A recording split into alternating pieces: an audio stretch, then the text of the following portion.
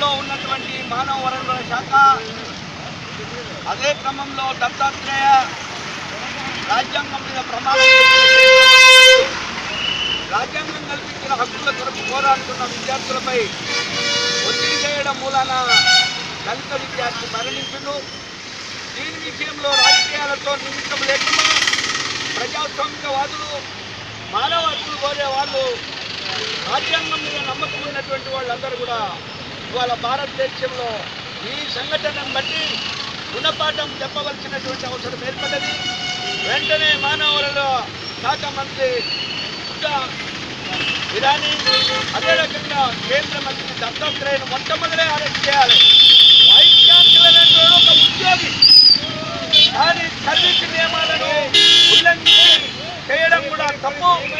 దాన్ని కూడా వెంటనే అరెస్ట్ చేయాలని చెప్పి ఇవాళ దళితుల ఐక్య సంఘటన తరఫున మేము డిమాండ్ చేస్తాము.